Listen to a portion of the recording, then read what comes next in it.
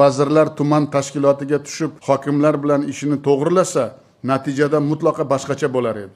Vazirlar, hukumatdagi mas'ullar tartib intizomga vaqti e'tibor bermagani uchun islohotlar ijrosi cho'zilib ketyapti. Masalan, suyultirilgan gaz yetkazishda 60-70 kunlab uzilish bo'lyapti. Ayniqsa Andijon va Surxondaryodagi murojaatlarning 70% shu masala bilan bog'liq. Aholiga yetkazib berilayotgan suyultirilgan gaz hajmi aprelda 14,5 ming, mayda 7 ming tonnaga kamaygan. Aholiga gaz yetkazib berish yanvarda o'rtacha 39 kunga kechikkan bo'lsa, mayda 51 kunga kechikkan. Sohada raqamlashtirish yo'q.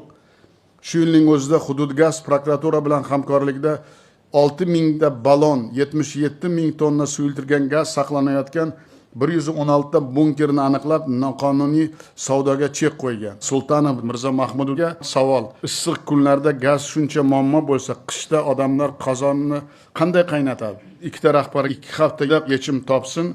Yana bir masala, yozni boshlanishi salqin keldi, lekin bugungi kunlarda ancha kunlar isib ketdi, elektr iste'moli oshdi. May oyida 40 ming xonadonda 1 ming kilovatdan ko'p elektr sarflangan. Shundan 1,5 mingga ehtiyojmand oilalar. Oxirgi bir haftada kunlik elektr iste'moli 15% ga oshdi. 180 milliondan 210 million kilovatga oshdi. 12-yil kuni tarmoqlarda 14 avariya sodir bo'lgani uchun aholi va tadbirkorlar 10 soatgacha elektrsiz qoldi. 2 oy oldin Energiya samaradorlik agentligini tashkil qilib, byudjetdan 100 milliard so'm berdik. Bunda aholi uyiga o'z mablag'idan quyosh paneli va kollektorlar o'rnatsa, xarajatni 20% ga, issiqlik nasoslarini esa 40% gacha subsidiya ajratiladi.